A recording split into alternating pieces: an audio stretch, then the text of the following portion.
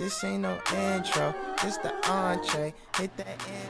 Hey, this is Virgie, and welcome to my channel. From Houston, like Auntie Beyonce. Man, my daughter couldn't have a better mother. What up, guys? This is V's Kicks back with another video for you. So today we are going to talk about 5 mistakes sneakerheads make. Let's go ahead and jump right into it. So first thing I think is a mistake that sneakerheads make is day one cops, day one purchases, going out and getting a shoe the first day it comes out. Now sometimes this is necessary. You know, a shoe's going to be limited. You know that everybody's going to go out and try to get it. So for those that doesn't apply to these, but those shoes that come out that you know that are going to sit around for a little bit, nobody's really talking about it that much, you may really want the shoe, but if it's gonna sit around, it's probably going to go on sale. And I definitely lucked up with that with the Jordan 3 True Blues. These joints right here, when they first came out, I know a lot of people went out and bought them the first day they came out.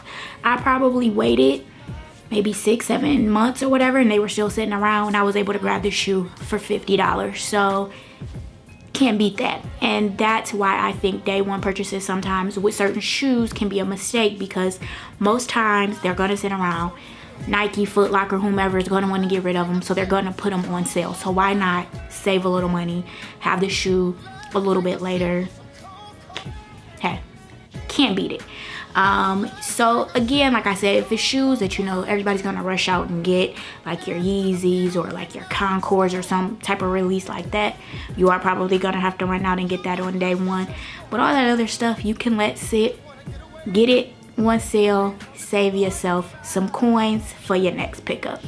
The second mistake I'll talk about that I believe sneakerheads make is impulse purchases. Now, we are all probably guilty of going out to a store, seeing something is for a really good price. You're like, oh, I gotta have it. Even if you really don't like the shoe, you really like the price or something like that. Or even if it may be the other way around. You see it and you think you really like it and you're like, oh, just let me get it because, you know, I think I need it.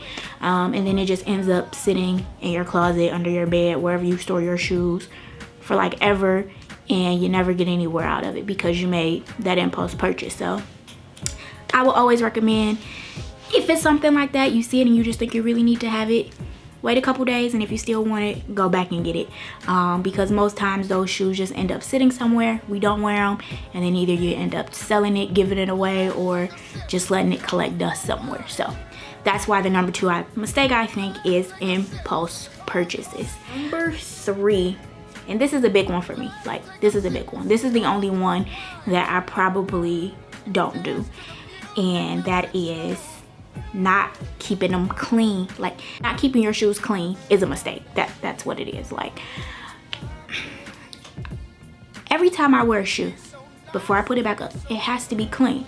And I feel like it's just important. Like, because you're spending so much money on these shoes, and you know, you want to keep them around for, you know, as long as you can, and cleaning your shoes after the wear is very important to the life of the shoe.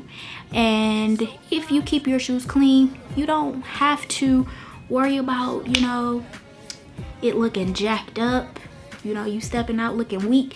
You don't got to worry about all that, okay? You're keeping your shoe clean, you're keeping it around for a long time, and you'll have a nice, you know, you'll pull out something that came out 15 years ago and it's still looking like it just dropped yesterday because you kept your shoe clean. It's important. Like, I don't even need to say nothing else about this one, okay? Not keeping your shoes clean is a really big mistake some sneakerheads make. They wear their shoes, they dog them out, and then they just, you know, just throw them to the side or something like that. And then when they come back out for another release, now you gotta buy another pair because you dogged the first ones out, okay? Now that leads me into number 4 mistake I think sneakerheads make, which is double up. 2-time shorties. Like, a shoe release, like maybe it's a limited shoe, maybe it's not a limited shoe, but they'll cop 2 pairs of the exact same shoe, like the same day. This is probably another one that I don't fall victim to, and that's just because I just feel like, why are we buying 2? Like, how many feet you got? Like, you got 2? Like, I can see if you buying one for you and somebody else or something like that, or you buying one for you and one to resell, I understand that. But just buying 2 to just keep, I don't get it, because if you just buy one, right, and you keep that one clean, going back to that last mistake, you Gucci. Your shoes are gonna be Gucci, okay? So the 2 times, it just seems like it's a waste of money. And then I see a lot of people who will buy 2 of the same shoes and then end up reselling it, like, or selling it for like maybe close to retail, or just trying to let it go because they realize they only got 2 feet. And typically, if you a double up purchaser, just to be doubling up, you typically have a lot of shoes already. Like your collection's probably pretty big, and so you realize you don't even wear the first one that much to even like get it dirty or messed up or whatever. So why did we buy 2 pair? I don't know. Well, I don't know. So that's why that is the number 4 mistake, buying 2 pairs. I just think it's just a waste of money. But please don't take any of these as you know, things that you can do. I just think it's a mistake, that's all. But if you want to buy 2 pair of the same shoes, go right ahead. Hey, the last mistake I think sneakerheads make, and I definitely fall victim to this one, is giving in to the hype beast within us. Like, we all have a little bit of hype beast. Me personally, I'm giving in to a hype beast right now with those Yeezy 500 runners, like this joint right here. I said it was trash. I said I would never get it. I said that